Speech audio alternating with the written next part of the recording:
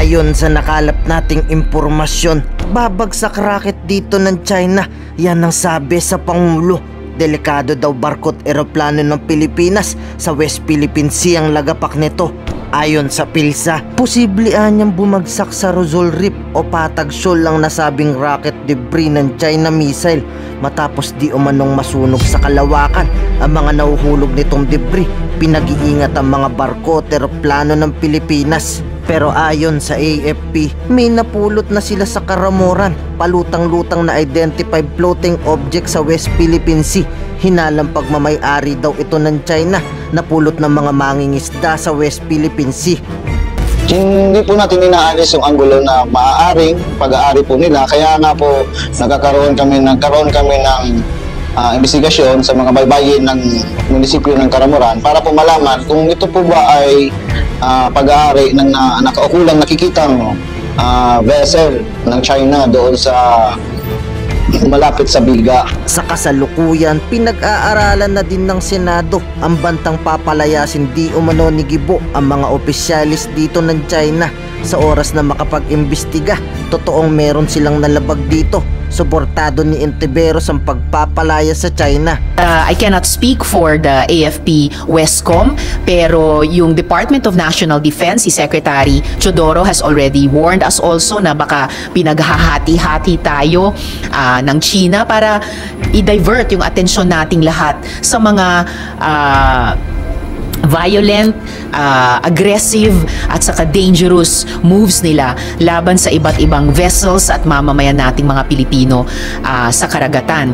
Hindi pa man nagsalita yung AFP Westcom, nagsalita na nga yung DND at si Presidente mismo has been speaking about these various actuations of China, whether sa West Philippine Sea or sa embahada nila dito sa Pilipinas. So kung may kiniklaim silang ganoon, patunayan nila, and then of course that would become material sa inaabangan ko pang investigasyon ng resolution ko on the gentleman's agreement or agreements kung mas marami man yun na kiniklaim ng China. Na-i-refer na rin po iyon sa Committee on Foreign Relations and inaabangan ko na lang hanggat maaga sana yung pagdinig doon. Follow-up. Regarding dun, ma'am, sinasabi nyo nga na parang yung information warfare kasi yung nangyayari dito, no? Since magko-conduct na tayo possibly ng itong hearing, meron ba tayong caution, for example? Kasi there mga ilang senators na rin po nagsabi na may mga sensitive information na ma-discuss and obviously the other side is also monitoring what is happening.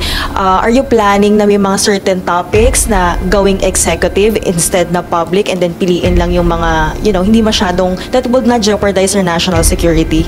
Posible naman yun. Sanay na sanay ang Senado at ang lahat ng senador na kapag may hiniling ang may hiniling ang isang resource person at pinagbigyan ng chair at wala namang mag-object sa aming mga senador na miyembro ng komite or kahit sinong senador, madali namang pumasok sa executive session. Anyway, minded ang buong Senado na ang taas ng interes ng publiko sa ganitong mga issue. Recent surveys have even showed na gusto talaga ng karamihan ng mga Pilipino na umalis ang China sa ating bahagi ng dagat. Surveys show na ang karamihan ng mga Pilipino gustong ang gobyerno ay gawin ang lahat na kaya niya para paalisin ang China sa ating teritoryo. Kaya dito sa pinakahuling kabanata na ang gulo-gulo at paiba-iba ang sinasabi ni Duterte at ng mga dating cabinet members nila tungkol sa so-called gentleman's agreement na iyan, ang higit na kalinawan dyan ay mas mabuti. Of course, mindful of any national security considerations. Ma'am, on another topic lang po.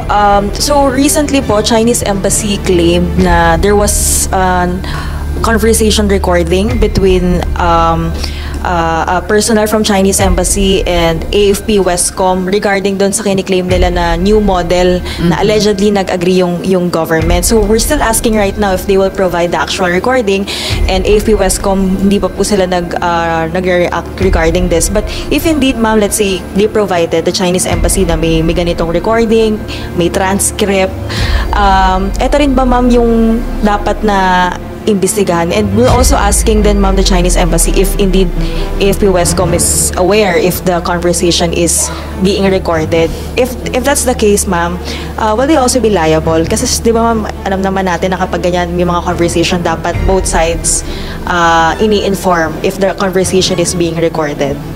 Well, basang-basa na ang papel ng China sa mga bagay na dapat nilang i-inform na hindi nila ini-inform, o mga bagay na kung meron man na hindi nila dapat sinasabi pero sinasabi nila. Grabe ang information warfare talaga na wini-wage ng China. At dahil ganun ang katapat din natin, no? Hindi lang yung pambubuli nila sa West Philippine Sea, hindi yung klaro at napaka-dubious na papel dito sa mga POGOs, hindi lang yung questionableng majority interest sa ating national grid. Dahil ganito rin ang information warfare at influence operations na wini-wage nila. Lalong dapat nating pagpursigihan to get at the truth and to uncover what is just smoke and mirrors sa kanilang ginagawa. So kung meron talaga silang recording at kung meron talaga silang transcript, they should at the least make it available to the government, to the executive. Dahil seryosong claim na naman nila iyan ng isang, ano po yun, yung agreement, what did they call it? New model, yung sinasabi, yung pinangangalandakan na naman nilang new model dyan sa West Philippine Sea. The last I heard, the only model is under the UNCLOS. The last I heard, the only model is yung pagkapanalo natin sa Hague Tribunal. And the latest I heard, ang pinakabagong bahagi ng solo at totoong model ay yung kapapasalang namin na Maritime Zones Act. So that's a serious claim on their part. Pinakabago na naman nilang kine-claim sa ating karagatan, sa ating teritoryo, sa ating exclusive economic zone. Parang sa isa pang sitwasyon na parang ginagago tayo nitong mga pogo na to. Ang nakakabahala ay kapag itong mga dayuhan ay pumapasok dito sa ating bansa and then either pumapasok sa pamamagitan ng economic activities, lalo na nitong napaka-negatibong pogo, para magkaroon ng entry point sa ating politika. So I'm sure very concerned ang intelligence community ng Pilipinas dyan. I'm sure inaalam po nila iyan. Ma'am, paulit-ulit na lang yung involvement ng POGO sa mga criminal Yes. activities like human trafficking, Yes. cyber fraud, tapos ngayon, pati mga local executives nasasangkot na. So, hindi ba bibilisan na ng Senate yung approval sa committee report na nagsusulong ng total ban sa POGO o kaya ay mag-legislate ng batas para talagang may pagbawal na yung POGO sa bansa? Yes, dapat lang namin gawin yun. Pinirmahan ko yung committee report ng Committee on Ways and Means, chaired ni Chair Sherwin Gatchalian, and I'm just waiting na ma-actionan na namin yon in plenary. Or, gaya ng itinanong ninyo, kung kailangan pang magpasa ng batas para lang kontrahin talaga with the force of law yung naging polisiya, in effect, ni Duterte noon na buksan talaga ang bansa natin sa POGOs. We should do that now, whether through the committee report or through a bill passed into law. Kasi ano pang iniintay natin? And in the meantime, nanawagan ako ulit kay Presidente sa hearing kahapon, kung gusto talaga nilang sugpuin ang krimen, kung gusto talaga nilang inip in the bud yung banta sa pambansang seguridad nitong mga pogo na to na kuta ng mga krimen, kuta ng mga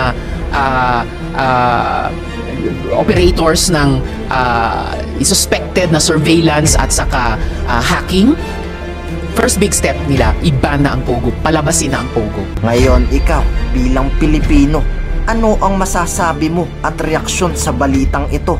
Mag-iwan ka ng komento sa ibaba at atin pong babasahin isa-isa.